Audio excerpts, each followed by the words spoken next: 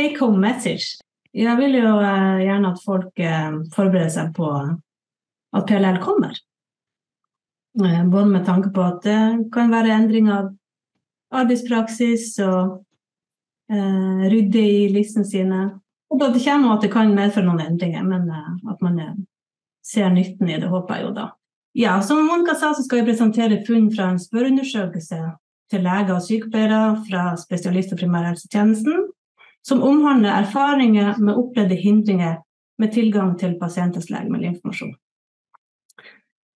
Og det da Uno, så skal Bo snakke etterpå. Og på bakgrunn av resultatene så har vi utarbeidet en artikkel som nå inne til review, men den åpent tilgjengelig for dere som interessert i hele prosessen. Og hvis dere interessert, så kan dere lese den via linken nederst på bildet. Neste Bo. Litt om bakgrunn da. Feilmedisinering jo blant de hyppigste uønskede hendelsene i helsevesenet.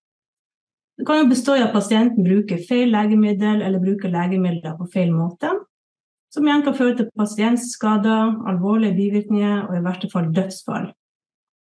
Og utgjør nesten 20% av alle pasientskader på sykehus. Og trendene økende. Så det jo velkjent innenfor praksis og forskning at det krevende for både pasient, pårørende og helsepersonell å få en oversikt over pasientens legemiddelbehandling. De opplysningene ligger jo i dag, som dere vet, i ganske mange ulike journalsystem, som ikke kan deles på tvers av helsetjenesten. Fragmenterte journalsystem i helsetjenesten jo en kjent utfordring. Altså systemene snakker ikke sammen, så vi ser litt av oppe i hjørnet til høyre. Så det medfører jo at en og samme pasient kan ha flere ulike legemiddellister som ikke samsvarer. En fra fastlegen, en fra hjemmesykepleien, en annen fra sykehuset, og sin egen liste. Så det medfører jo en stor usikkerhet om hva som faktisk pasientens korrekte legemiddelliste. Neste. Så får vi jo pasientens legemiddelliste i hele Norge etter hvert. De prøver den ut i Bergen, og det går veldig bra nå. Det masse fastleger som på, og det også begynt å rulle mer ut fra sykehussiden i Haukeland og Haraldsplass, pluss et par sykehjem. Så pasientens legemiddelliste jo en elektronisk oversikt over pasientens legemiddelbruk, som tilgjengelig på tvers av helsetjenesten, og uavhengig av journalsystem. Det skal gi helsepersonell tilgang til en komplett, oppdatert og strukturert felles legemiddelliste for pasientene. Og det forventes at PLL skal gi bedre kvalitet i pasientbehandlingen, økt pasientsikkerhet, effektivitet og bedre arbeidspraksis for helsepersonell. Og PLL skal også redusere utfordringer knyttet til at viktig informasjon ligger spredt i ulike journalsystemer som i dag. Og vi på NSC, vi følgeforsker på innføring av PLL. Vi samler inn data før, underveis og etter implementering i et utvalg av norske kommuner og noen sykehus, og spesielt så følger vi utprøvinger eller implementeringer i Bergen og Helse Vest. Neste. Så hensikten med spørreskjema var jo å kartlegge helsepersonells erfaringer med hvordan tilgang til legemiddelinformasjon fungerer i dag, og identifisere opplevde hindringer. Og dette spørreskjemaet en del av førdataen eller baseline-dataen i studien vår. Vi kartlegger dagens situasjon før PLL blir implementert. Og det veldig viktig å ha de dataene og informasjon om det, for å senere undersøke på hvilken måte PLL endrer de utfordringene man opplever i dag, for eksempel med manglende informasjonsflyt mellom og i organisasjoner. Så en solid kunnskap om hvordan det fungerer nå, gjør det lettere å se endringer senere med innføringen av PLL. Dette spørreskjemaet ble utviklet i samarbeid med Tora Hammer på Linnéuniversitet, som gjør lignende forskning der hun følger innføringen av nasjonale legemiddellister i Sverige. Og vi fikk et selskap som heter Medlytics til å formidle undersøkelsen til ulike informanter i helsetjenesten i hele Norge, og la vekt på å få respondenter fra både små, mellomstore og store kommuner, og fra ulike typer sykehus. Det gjorde vi for å få en spredning i deltakerne, både geografisk og demografisk, samt fra ulike profesjoner og deler av helsetjenesten. Og Medlytics et selskap som jobber for å bringe innsikt fra helsepersonell i utvikling og forbedring av digitale løsninger og tjenester i helsesektoren. De samler blant annet inn data fra helsepersonell i Norge via spørreskjema, intervjuer og så videre, og utfører også sånne undersøkelser selv. Ja, neste Bo. Så selve spørreskjema. Det totalt 32 spørsmål, og vi har 4 hovedtema. Det håndtering av legemiddelinformasjon, samhandling og ansvar, beslutningsstøtte og forventninger til PLL. På de hovedtemaene, de spørsmålene der, så skårer respondenter på hvor uenige eller enige de på en Likert-skala fra 1 til 6, der 1 helt uenig og 6 helt enig. Så hadde vi også en del bra bakgrunnsspørsmål, som dere ser på siden her. Profesjon og antall år i profesjon, kjønn, aldersgruppe, fylke, kommune, om du offentlig eller privat ansatt, eller begge deler, ditt hovedarbeidssted, hvilket journalsystem du bruker til vanlig, og ulike informasjonskilder for legemiddeloversikt, som vi kommer tilbake til. Neste. Dette det som de svarte på hvilke systemer man bruker i spesialisthelsetjenesten. Som vi ser, så det jo ganske veldig mange som bruker DIPS, som jo kjent. Så det noen som bruker helseplattformen, og så det noen som har oppgitt noen andre systemer. Så lite fragmentert der. Neste. Og så kommer vi til kommunehelsetjenesten. Der bildet litt annet. Og det stor forskjell på antall systemer som brukes i kommunehelsetjenesten mot spesialisthelsetjenesten. Det fremstår veldig fragmentert, og som som kjent en del av utfordringsbildet, når det gjelder å få tilgang til legemiddelinformasjon innad og på tvers av omsorgsnivå og ulike aktører. De som observant vil se at en del av de navnene på systemene på siden her også navn på leverandører, sånn som Visma jo de som har profil. Og det det som sykepleierne bruker aller mest, og så kommer Gerica, og så kommer Kostdoc. Mens legene bruker CGM og Infodoc Plerio, Pridoc og System X i hovedsak. Neste bok. Så en kort presentasjon av hvem som deltok. Det var totalt 507. 262 leger og 245 sykepleiere. Cirka 70% av dem som svarte var damer. Flertallet jobber jo innenfor Helse Sør-Øst og etterfulgt av Helse Vest, som jo sånn som vi har demografien i Norge. Innenfor spesialisthelsetjenesten så var det mest leger og 30% sykepleiere som besvarte, og fra kommunehelsetjenesten var det da motsatt, 44% leger og 69% sykepleiere som svarte. Men da, Bo, setter jeg over til deg. Takk for bra intro, Unn. Resultatene vi fant var interessante, men også bekymringsfulle. Så de mest vanlige informasjonskildene om legemidler for leger, både i kommunehelsetjenesten og på sykehus, var pasientens muntlige informasjon, epikrise og legemiddelliste i journalsystemet.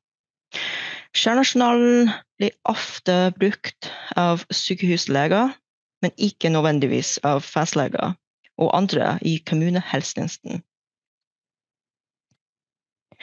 Situasjonen var litt annerledes fra sykepleiernes side, hvor de mest brukte informasjonskilder var legemiddellisten i journalsystemet.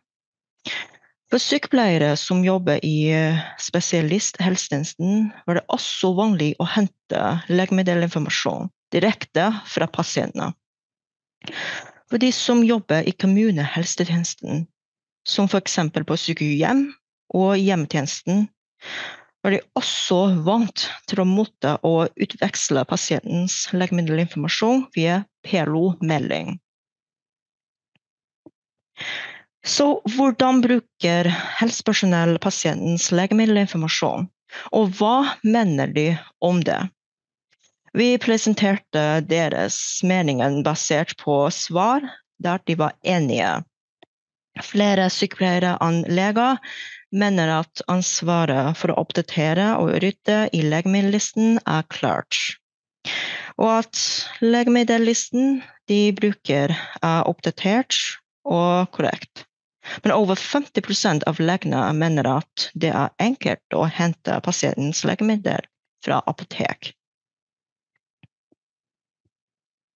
Da vi spurte om de mente at overføringen av legemiddelinformasjon var effektiv, og om legemiddelhåndteringen var trygg for deres pasienter. Svarte over 2 ganger så mange sykepleiere som leger, ja. Sykepleiere ga også mer positiv tilbakemeldinger om at de får god støtte fra IT-systemene i legemiddelavgjørelser. Respondentene påpekte også mange utfordringer knyttet til håndteringen av legemiddelinformasjon, og legene var særlig bekymret. Nesten 3 ganger så mange leger som sykepleiere som svarte på spørreskjema. Mente at legemiddellisten de fikk inneholde mangler og feil, både med hensyn til informasjon og dosering. Mange av legene, nesten 80%, mente at det var svært tidskrevende å få oversikt over pasientens legemiddelbruk. Mange av dem mente også at de måtte forholde seg til flere skiller for å få legemiddelinformasjon om en enkel pasient. De fleste leger og sykepleiere som svarte på spørreskjema ønsker pasientens legemiddellisten. Vi stilte også flytekstspørsmål til leger og sykepleiere. Det første spørsmålet var: finnes det pasientgrupper der informasjonsoverføring om pasientens legemiddel funker dårlig i dag? Altså både for lege og sykepleiere var pasientens med multidose fremst som svar. Etterfølg av pasienten som selv ikke har oversikt over sine legemidler. En lege sa at med pasienter med 20% medisiner kan man fort bruke 45 pluss minutter på samstemming. En annen lege sa at multidoser funker dårlig der man er avhengig av at den enkelte legen kjenner til at pasienten er multidosebruker. Det vil si at veldig sårbart for feil ved vikarleger.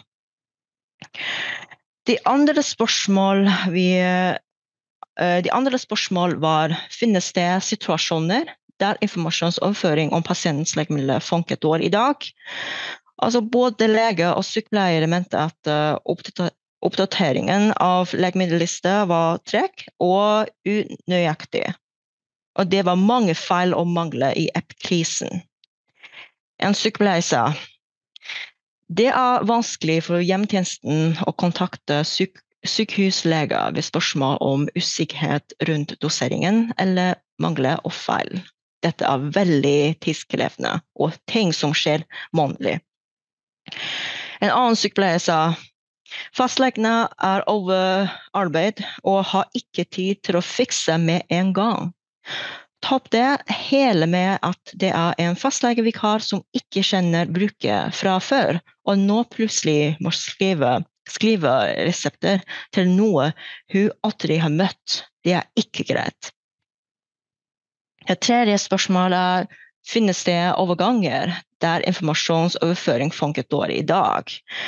Og de fleste leger og sykepleiere er enig i at det er krevende å få tak i legemiddelinformasjon når pasienter overføres mellom ulike tjenestenivåer.